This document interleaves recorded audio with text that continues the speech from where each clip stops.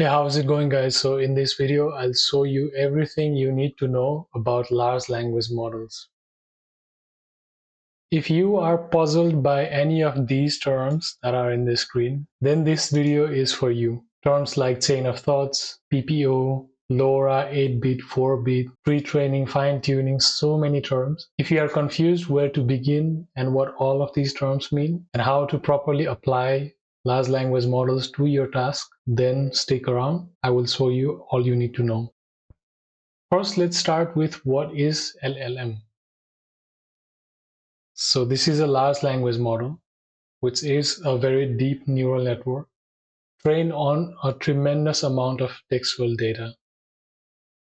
Common examples which you might already know is GPT-4 or Llama 2, Mistral, and many others. But how large is large?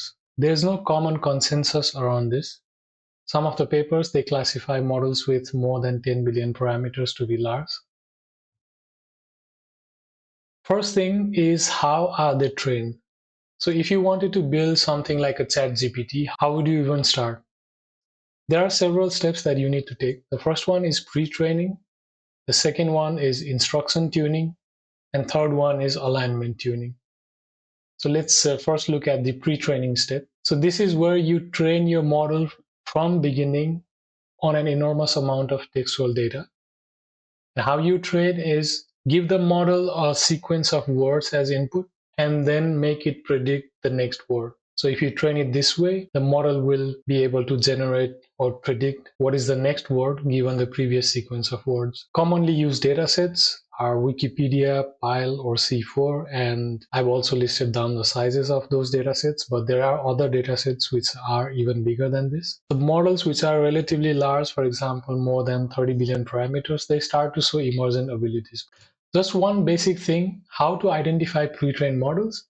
Usually if you go to Hugging Face Hub or any other model hosting websites, you could read the README or the model card should specify whether it's a pre-trained model or you need to fine-tune it for your purpose. So these models are just pre-trained and they have not been fine-tuned for other tasks like instruction following or conversation. So in order to do that, we need to go to the next step, which is instruction tuning. So as we know, pre-trained models are just trained to predict next words. That is, it will just try to complete your input. As an example, let's say your question was, what is the capital of Nepal to the model? And you would expect the capital city of Nepal is Kathmandu as an answer, right? But most probably you will get something like, what is the capital of China? What is the capital of France? And so on. It is basically trying to complete your input and not actually trying to answer what you just specified. So in order to do that, we need to follow this approach called supervised fine-tuning. And for this case, specialized datasets are used rather than general text that we find in the internet.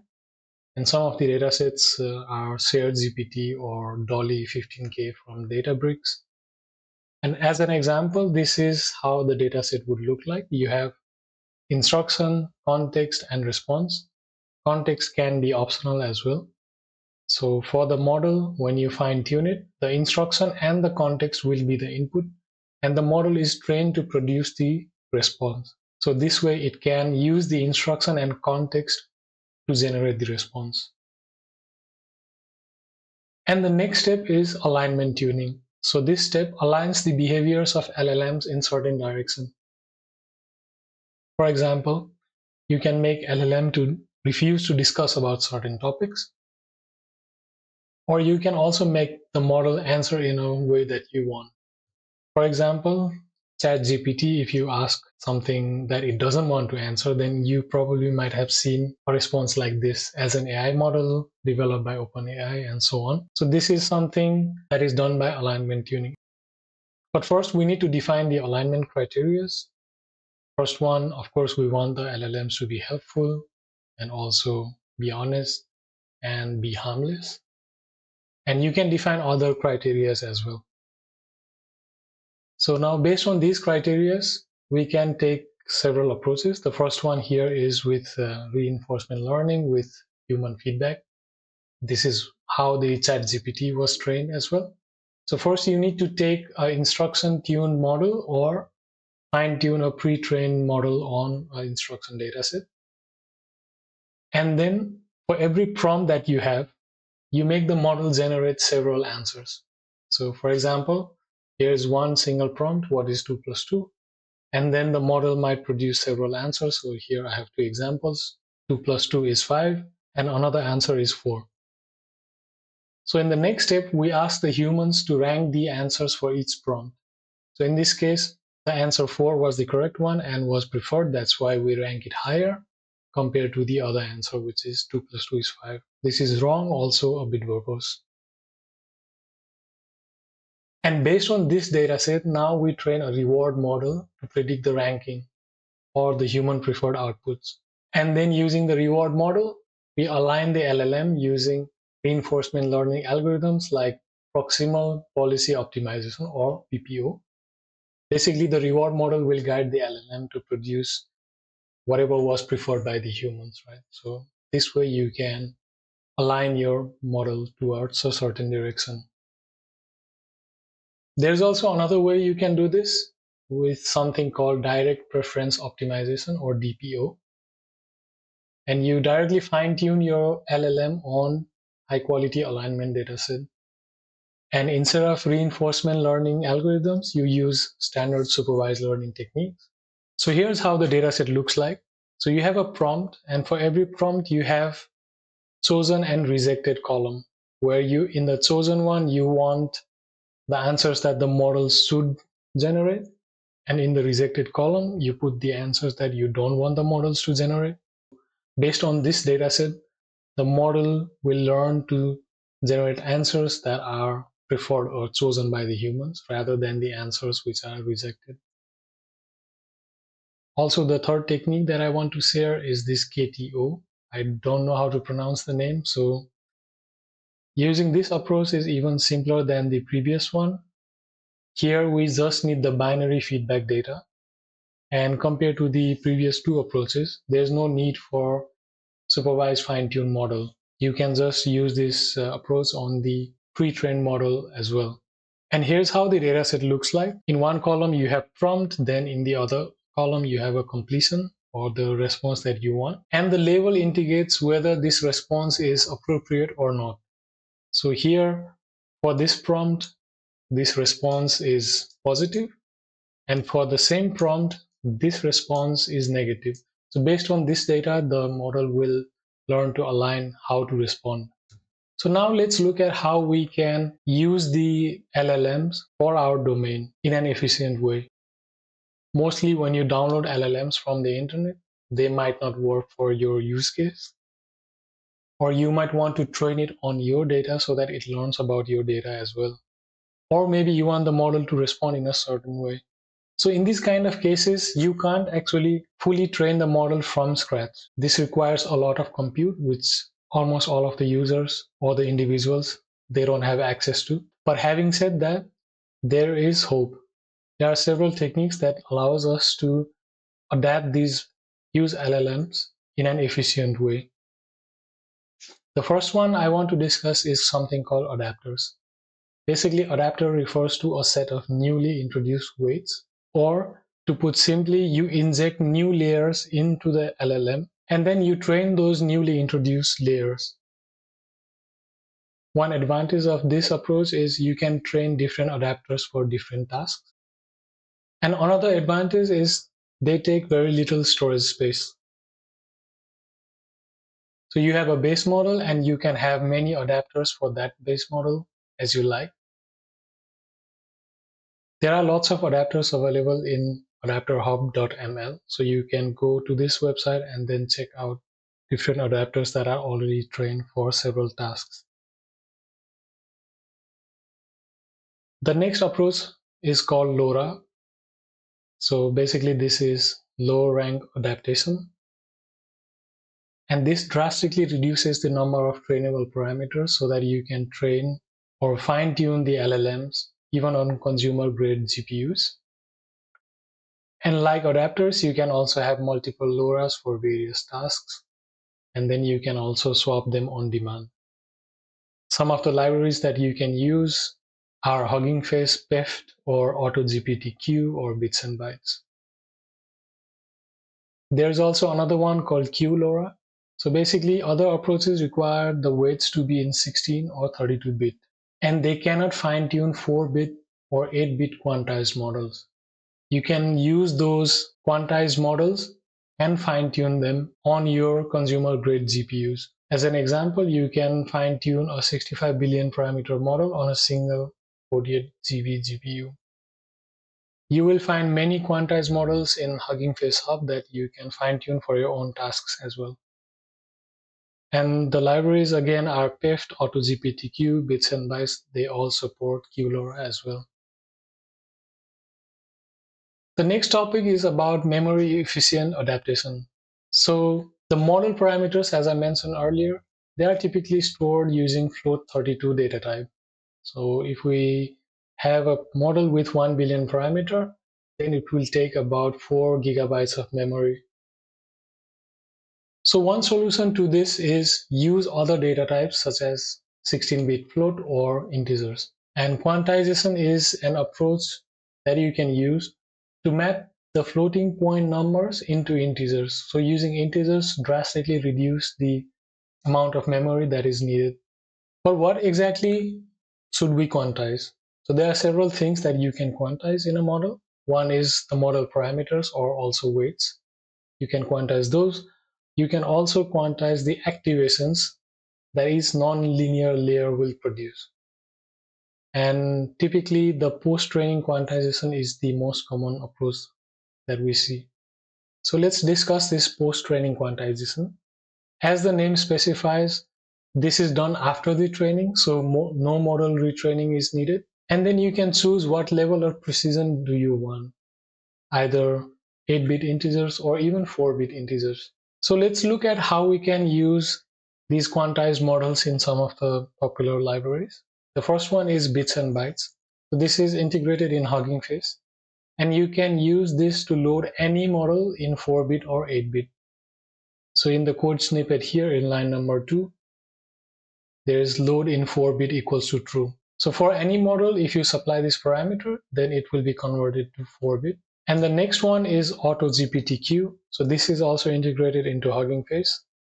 And the library also provides easy way to quantize your models and then also save those quantized models.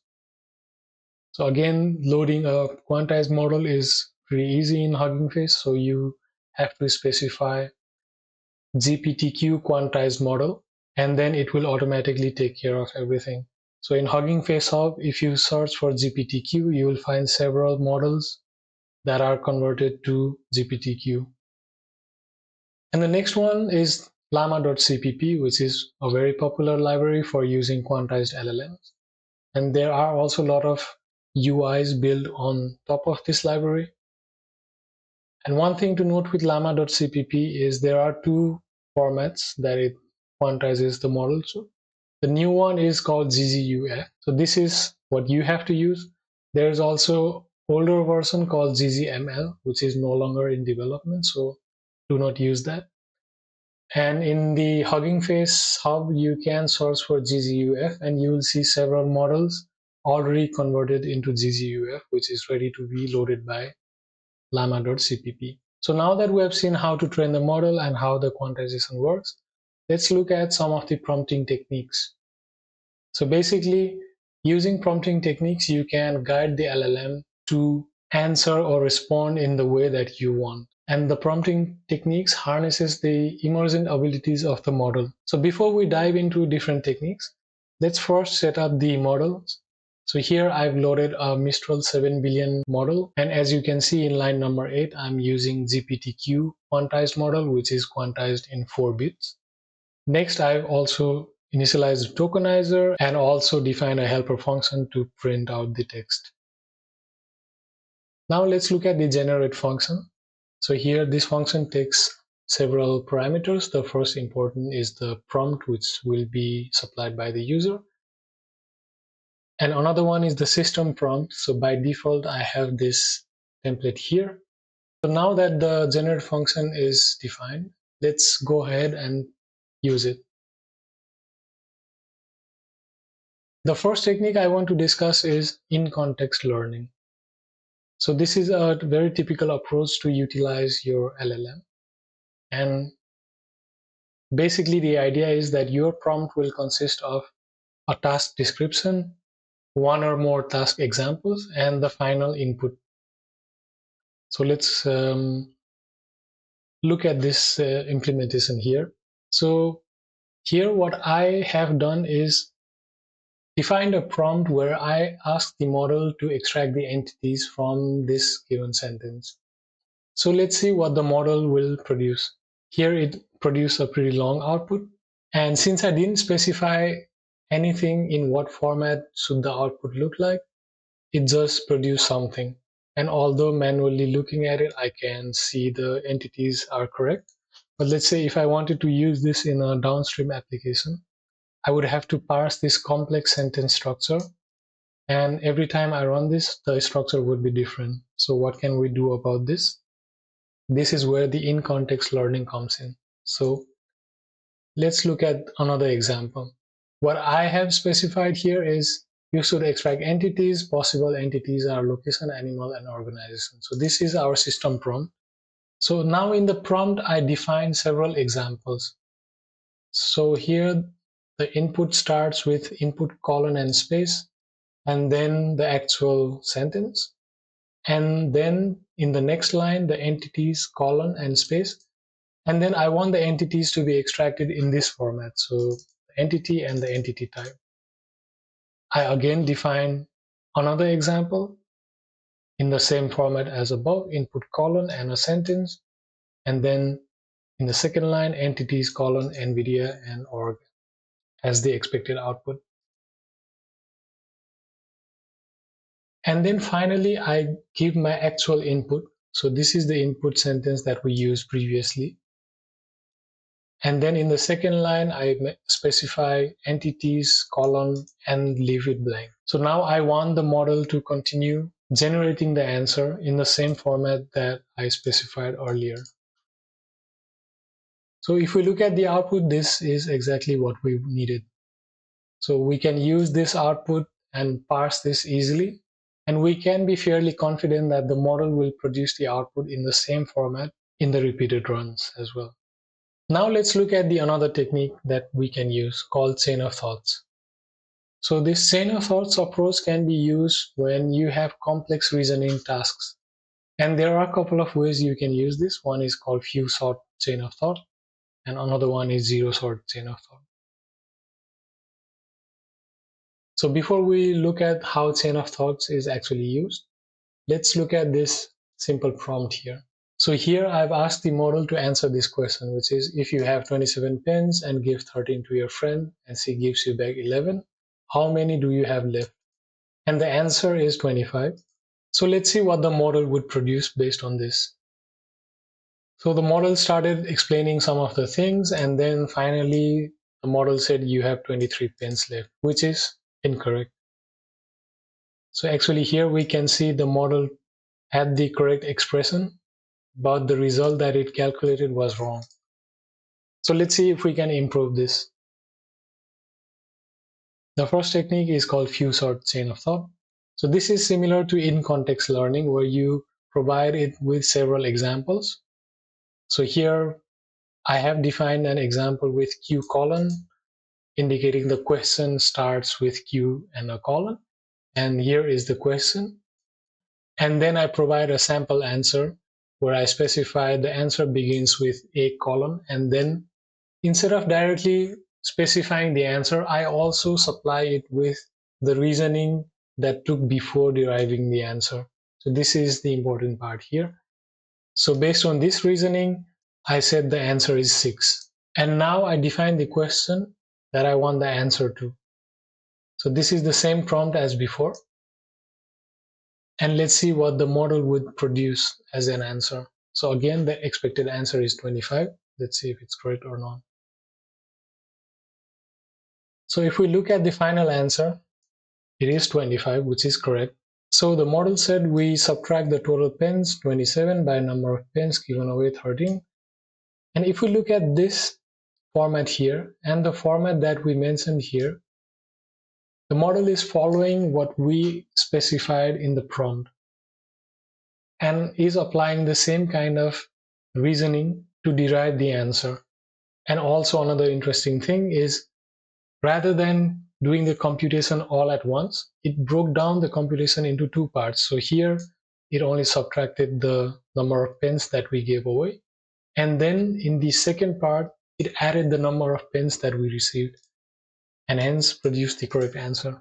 So this is one way in which you can help the model give you the correct answers. Now the another approach is zero shot chain of thought. So instead of giving it an example, you just specify that you have to think step by step. We have to define a system prompt as well. So if you noticed earlier, we didn't specify anything in the system prompt, but rather we did everything in the prompt, user prompt itself. But here we are defining the system prompt, and here we specify, before you answer, think through your response step by step, and so on. And now our prompt is just the question that we wanted to ask. And again, the answer is 25 in this case. So let's see what the model would produce. So if we look at the final answer, it says 25 pens left, which is correct answer. And also along the way, it did several reasoning step by step, which is what we instructed it here. So if you have some kind of reasoning task, then you can use this chain of thought approach, and then potentially it will help improve the model's accuracy. So the next technique I want to look at here is the instruction following. Basically, this technique is for you to guide the LLM to respond in a certain way. So as an example here, I want the model to respond the question in style of a rapper. And the prompt here is, can AI take over the world? So if we look at the output, I think this looks like something a rapper might say based on the words it has chosen to use. This is also one technique that you can use to guide your LLM to respond in a certain way. So this is all I wanted to share for today.